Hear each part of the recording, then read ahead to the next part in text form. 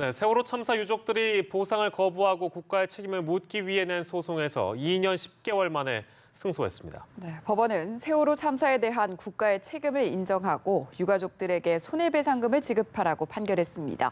관련 내용을 손수호 변호사와 자세히 짚어보겠습니다. 어서 오십시오. 네, 발생한 지 4년 만이고 소송 낸 지 이제 2년 10개월 만의 일인데요. 유가족분들 심정이 어떨지 감히 제가 상상하기 어려울 정도인데 일단 이 판결 내용 저희가 좀 정리하고 가겠습니다. 2015년 9월에 소제기를 했습니다. 피고가 두 명이었어요. 둘이었어요. 그래서 네. 첫 번째가 청해진 해운이었고요. 예. 그리고 또 국가, 대한민국 역시 피고였습니다. 예. 소송의 유형이 이제 손해배상 청구인데요. 즉 청해진 해운 그리고 국가가 잘못을 해서, 즉 불법 행위를 해서 이제 피해가 발생했다. 그러니 그로 인한 손해를 배상하라라고 하는 청구인데요. 네. 당시에도 이제 국가의 잘못을 묻고 싶다. 국가의 잘못을 확인하고 싶다라면서 이제 그 원고들이 입장을 밝힌 바 있는데요. 이번에 제한적이나마 국가의 책임이 공식적으로 인정됐습니다. 네, 좀 더 자세히 들여다보면 재판부가 유가족이 청구했던 금액의 약 60%를 손해배상금으로 인정을 했는데 그 이유가 궁금하거든요. 60%라는 결론을 지어놓고 결론을 생각해놓고 그다음에 액수를 맞춘 것은 아니고요. 네. 일단 결과적으로 생각해 보니까 청구액의 약 60% 정도가 인정된 것으로 좀 보이는데요. 일단 그 손해배상 청구를 할 때는 일단 손해배상 책임이 인정되면 그 다음에는 과연 손해가 어느 정도냐. 이걸 따져서 배상액이 이제 결정됩니다. 네. 그런데 손해는 크게 세 가지로 구성할 수가 있어요. 첫 번째는 이제 치료비라든지 기타 이 사고로 인해서 들어간 그 지출이 있겠고요. 또한 두 번째는 일실 수입인데요. 네. 이 세월호 참사로 인해서 그 한 명 한 명의 어떤 희생자, 그 피해자들이 이제 수입을 원래 이 사고 없었으면 쭉 일을 해서 수입을 얻을 수가 있는데 네. 이 사고로 인해 사망하고 다쳤기 때문에 결국 나중에 발생할 수 있는 수입을 잃게 된 거거든요. 이런 부분들을 계산을 해서 배상을 해줍니다. 그리고 마지막에 위자료, 즉 정신적인 고통에 대한 이제 손해배상 이렇게 세 가지를 합해서 손해배상액이 인정되도록 법이 지금 구성되어 있는데요. 예. 조금 전에 자막으로도 나갔습니다만 이번 재판부는 이 세월호 참사로 인해서 원고들이 겪었을 피해가 굉장히 크다. 네. 또한 정신적인 고통도 상당하고 아직까지 회복되지 않았을 것이다라고 하면서 위자료 액수를 인정했습니다. 이제 희생자 한 명당 2억 원이고요. 네. 예. 그리고 또 희생자들의 그 친부모들에게는 각 4천만 원, 그리고 또 자녀, 조부모, 형제자매에게는 500만 원에서 2천만 원 사이의 위자료가 인정이 됐고요. 예. 또 위자료 외에도 일실 수입, 이 부분은 사실 그 직업이 무엇인가, 그리고 또 앞으로 언제까지 일을 할 수 있는가, 이제 예. 가동 연한 등을 다 고려를 합니다. 그래서 이거는 그 원고마다 인정되는 그 액수가 좀 많이 좀 차이가 좀 있을 텐데요. 일반적으로 단원고 학생들은 약 3억 원, 그리고 또 교사와 다른 그 성인 피해자들은 약 6억 원이 인정되는데 이 역시 개인적인 편차가 있고요. 이렇게 이러한 손해배상 액수를 좀 합해 보니까 약 10억 원 가량을 1인당 청구했는데요. 평균적으로 그에 비해서 이제 비교해서 볼 때 약 60% 정도가 인정된 결과가 오늘 판결로 선고됐습니다. 네. 네, 이런 결과에 대해서 이제 유가족 측은 당연한 결과다 이렇게 얘기를 하면서도 일단 항소 의사를 밝혔습니다. 어떤 이유 때문이죠?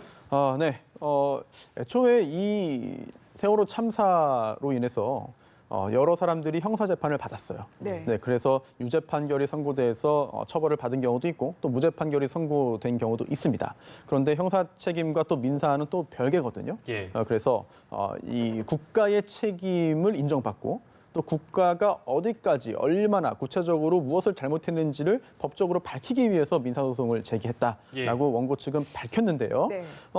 그런데 오늘 판결에서 일단 국가의 잘못, 국가의 불법 행위가 인정됐습니다만 예. 세부적으로 좀 들여다보면 이제 원고 입장에서는 항소를 할 수밖에 없는 그런 부분들이 보입니다. 예. 네, 왜냐하면 일단 그 국가가 잘못한 사정이 국가의 잘못이 구체적으로 여러 가지가 있다라고 원고들은 주장을 한 건데요. 네네. 그중에 인정되지 않은 부분이 상당히 있기 때문이에요.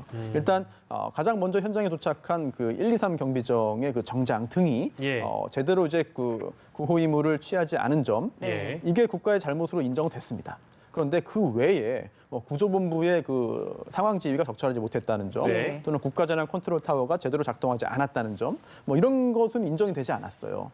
그리고 또 그 외에도 진도 이제 해상 그 교통관제센터의 그 관제가 실패했고, 예. 또 이제 항공구조사들이 선내에 진입하지 않은 것도 잘못이다라는 등의 굉장히 다양한 국가의 책임을 주장했습니다만 네. 그런 부분들이 거의 대부분 인정이 안 됐거든요. 예. 따라서 원고들이 항소를 해서 이제 그 상급심에서 다른 판단이 나오는 것을 기대할 것으로 지금 보이고요. 네.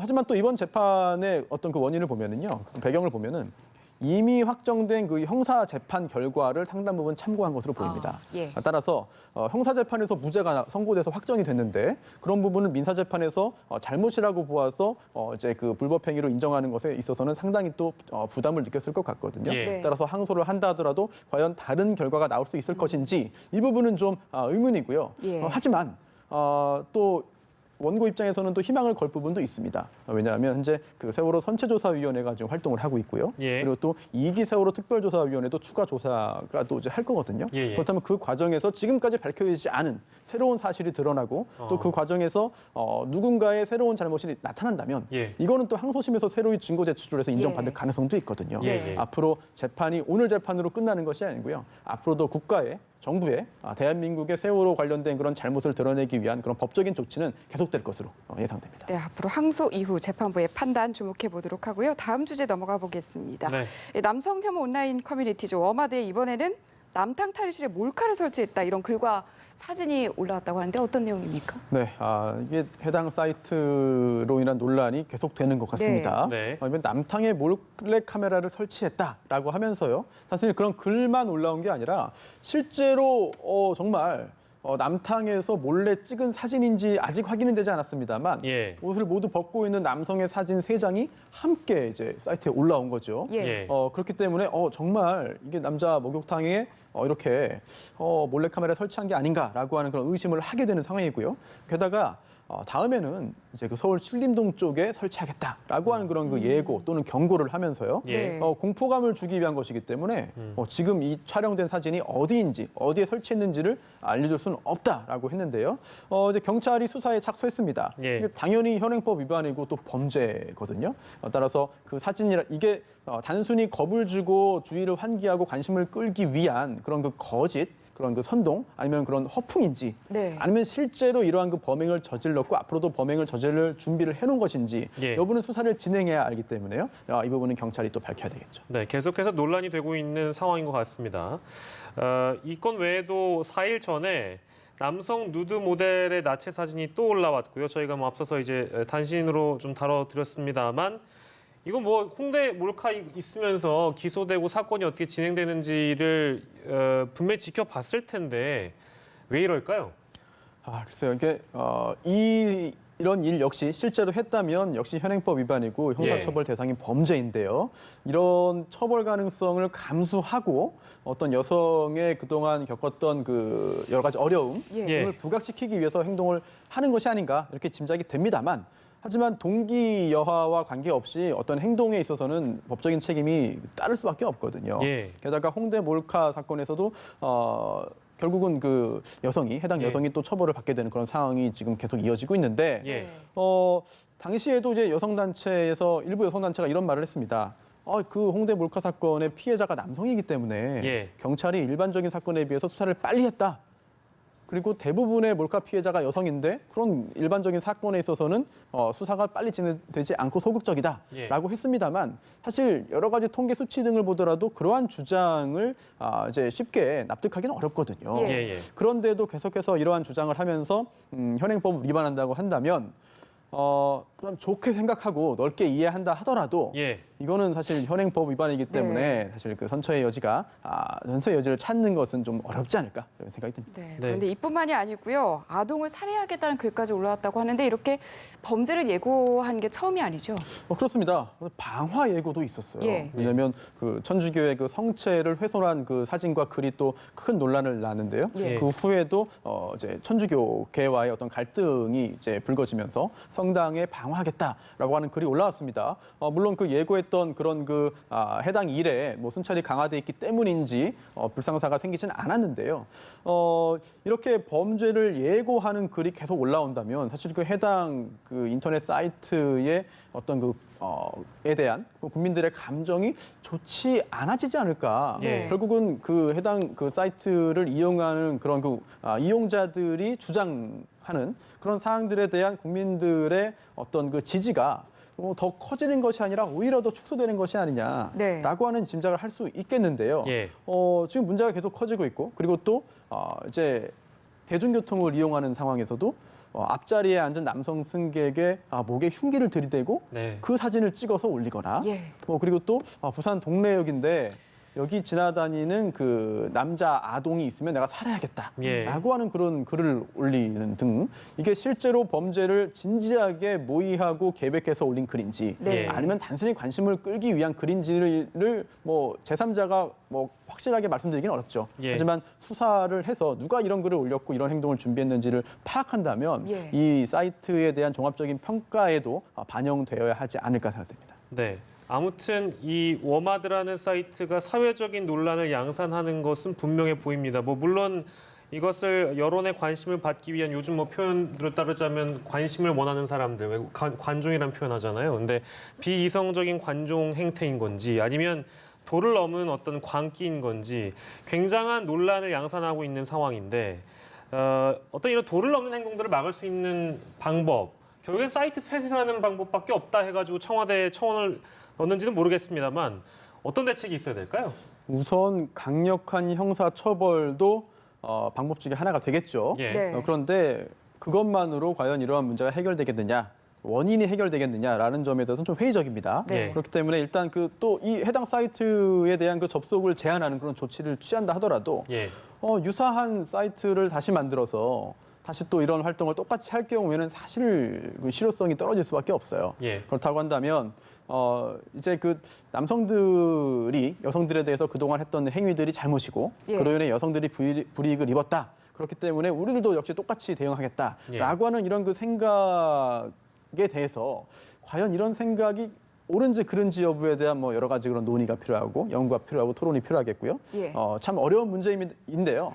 사실 한 가지 뾰족한 대책은 없어 보여요. 왜냐하면 뭐 저도 그 일베 그 이용자 등을 상대로 하는 그런 소송을 실제로 또 진행도 많이 했고 네. 또 지금도 진행하고 있는데 예. 예. 그렇다 하더라도 지금 몇 년이 지속되고 그로 인해서 피해를 입은 사람도 많고요. 네. 또 일베 이용자 중에 손해배상을 하게 되는 사람도 많고 또 심지어는 그 형사처벌 받은 경우도 많이 있습니다. 예. 그런데도 사실은 이게 조금 줄어들었다는 그런 평가는 있습니다만 그 해당 사이트의 어떤 논란이 없어지진 않거든요. 예. 예. 그렇다면 이 부분은 사실 뾰족한 하나의 그런 해결책이 있고 그걸 찾기 위한 노력을 하기보다는 정말 원인이 무엇이고 그리고 왜 이런 일에 빠지게 되는지 네. 등을 찾는 것이 오히려 지름길이 아닌가 그런 생각이 드는데 예. 저도 하나의 해결책을 말씀드리지 못하다 보니까 예. 좀 죄송스러운 생각이 듭니다. 네, 이번에는 참 안타까운 일인데요. 어린이집에서 11개월 영아가 숨지는 사건이 발생했는데 보육교사가 잠을 안 잔다면서 입을 씌우고 또 온몸을 눌러서 학대를 했던 것으로 드러났는데 이게 CCTV가 없었으면 보육교사의 잘못이 밝혀지기 어려웠다고 해요? 그렇습니다. 짐작을 할 수 있겠습니다만 이렇게 사망한 경우에 불검을하거나 아니면 누군가 목격자가 있거나 아니면 평소에 그 해당 이제 피해를 입은 그런 아이의 어떤 그 진료 기록이나 이런 지병이나 이런 것들이 있어서 뭔가를 짐작할 수 있으면 모르겠습니다만 그런 절차를 통하더라도 뭐 누가 잘못했는지를 확인하지 못하는 경우 충분히 생길 수 있어요. 그렇기 때문에 설치되어 있던 CCTV가 굉장히 큰 그런 역할을 했는데요. 예. 11개월 영아가 숨졌습니다. 그런데 이게 잠을 이제 안 잤기 때문에 잠을 재우기 위해서 이런 일을 했다라고 이제 실토를 한 거죠. 그래서 결국은 이런 영상 등을 토대로 해서 이제 자백을 받은 건데요. 근데 사실 영상이 없었다라고 한다면 끝까지 발뺌할 경우에 과연 혐의 사실을 밝혀낼 수 있었겠느냐라고 하는 점에서는 상당한 그런 의문이 듭니다. 예. 네. 근데 이게 그 은폐 시도가 있었다라는 의심이 된다 이런 얘기가 있어서 이건 어떤 얘기죠?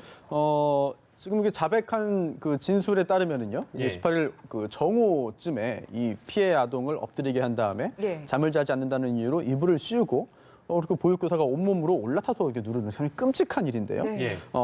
그런데 이제 그때 3시간 30분 정도 흐른 당일 오후 3시 반경에 이제 어린이집에서 이제 119로 신고한 겁니다. 근데 그 신고 내용이 예. 이불을 덮고 자는 아기가 계속 잠을 자고 있어서 이상하다는 내용으로 이제 접수가 된 거예요. 네. 그런데 상식적으로 볼 때 예. 아이가 계속해서 잠에서 깨지 않으면 이불을 걷어내고 그렇죠. 흔들어 깨우고 여러 가지 응급조치를 취하고 그다음에 신고를 하는데요. 예. 그렇다면 신고 내용이 과연 이랬겠느냐? 예, 예. 제대로 된 그런 그 절차를 취했다면, 신속하게 취했다고 한다면 과연 신고 내용이 이렇겠느냐라고 네. 하는 그 의문이 들거든요. 예. 따라서 즉각적으로 조치를 취했다기보다는 뭔가 이러한 일이 발생하자 어떻게 해야 되는지, 또는 이제 상황을 좀 은폐하거나 책임을 회피하기 위한 여러 가지 노력을 네. 한 것이 아닌가 예. 그런 의문이 들기 때문에 경찰에서는 여기까지도 확인을 해야 되겠죠. 네, 이런 네. 끔찍한 일을 저지른 교사는 어떤 처벌을 받게 될까요?